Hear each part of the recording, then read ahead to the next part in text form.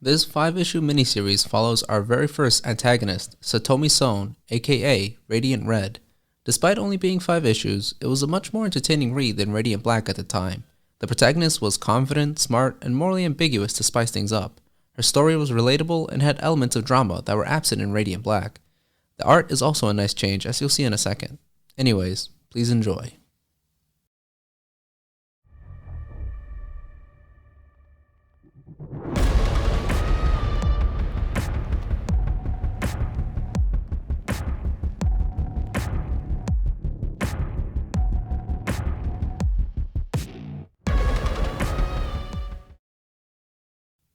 Back in issue 6, we learn that Satomi's fiancé gambled all of her and their money away. Our story begins on the night of her first bank robbery in Chicago. She looks at her reflection in a car window, except it's her as Radiant Red. She says screw it and punches through it, a bit of symbolism I missed the first time. I believe we're seeing her reach out and accepting the role of being a sort of villain. The next panel shows her effortlessly breaking in. The extra muscle she put on herself also acts as a disguise. One of the cool things I like about this miniseries is we get to see so much more of what Radiant Red is capable of. She absorbs the metal of the vault to create a hammer arm. We cut to Romeoville sometime after the fight between Radiant Black and Radiant Red. We see that the fight has taken an emotional toll on Satomi as she watches news coverage of the aftermath. Her fiancé enters the room and she declares that she's done using the powers. He then asks about the $2.5 million that they have stashed in the air vents. She says to just leave it and lie low for a while. He reaches out to her, but retracts and balls up his hand into a fist. He then asks why Satomi robbed those banks. We get a close-up of her and essentially says she wanted to do something and so she did, thinking it'd help. He says he has to go to group, which I believe is like AA but for gambling addiction. He says their next step should be selling the house and she agrees. Just a few pages and I already love the art style of David LaFuente. I'm a big fan of the chunky black outlines on characters. I also like the more expressive use of panels, like the close-up on Satomi with the bright red background, almost as if we're seeing her voice her true thoughts. Anyways, we follow Satomi to Darien, where she visits family. She seems to be there to pick up some stuff she left behind when she moved out. She rummages through the box and pulls out what I believe is a yearbook. She opens it up to an old picture of herself with a quote underneath. The quote reads, "So we shall let the reader answer this question for himself. Who is the happier man? He who has braved the storm of life and lived, or he who has stayed securely on the shore and merely existed?" This quote is significant to our story. The main conflict for Satomi's character, it seems, is deciding which life she will pursue. She's experienced the sourness of both kinds of lives. Merely existing by the shore has forced her in tremendous debt and at no fault of hers. On the other hand, braving the storms meant she put an innocent man in a coma by her direct actions. She has flashbacks to her young, optimistic self. Her response to the quote is that she doesn't want to stand still. She's called to dinner, and as she leaves her room, we see a map of Japan with a red circle around a specific location. She and her sister eat some ramen. Her sister asks how the planning is going. She opens up about her plans to visit Osaka and traveling by train and visiting extended family. She says all of this with a big smile on her face. Her sister asks about the budget for the trip, to which Satomi casually says she'll just pick up a job or something.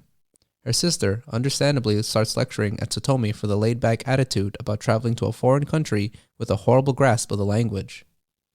Her sister asks bluntly if this is about Satomi's breakup with Owen.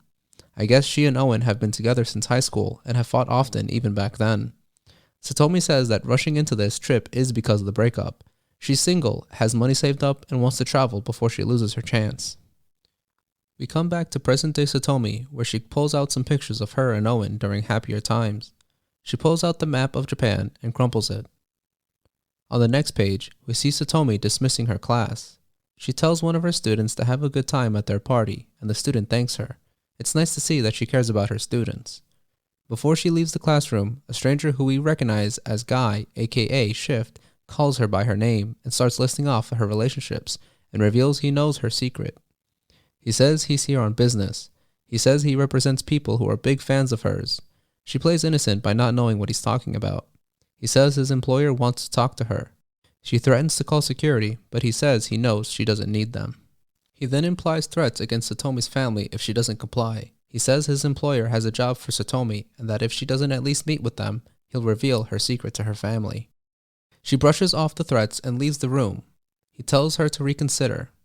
As she leaves the building, she trips and falls down the stairs. As she collects her papers, she is approached by another visitor who also knows her name.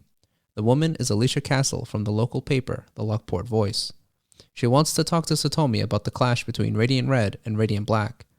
Alicia says she's putting together a story about the impact the building collapse has had on the community. She received word that Satomi is one of the people present during the incident. Satomi says she was running errands when she heard the building collapse, but not much else. Satomi feels more guilt as she hears about the struggle businesses have had because of the destruction. Satomi feels more guilt as she hears about the struggle businesses have had because of the destruction. Alicia's final question is if Satomi had any connection to Nathan Burnett. Satomi staggers out a note which Alicia takes notice of. Alicia says that's all she needs. Satomi asks about who reported her as a witness. Alicia says it was anonymous, but happens all the time. We also see a silhouette of someone in the foreground who we put together as Guy. We next see Satomi back at home making dinner with Owen. They talk about matters about selling their house when Satomi receives a text. It reads to come to the address below at 2 a.m. Satomi has a mini panic attack. Owen asks what's wrong, but she plays it off as just a headache.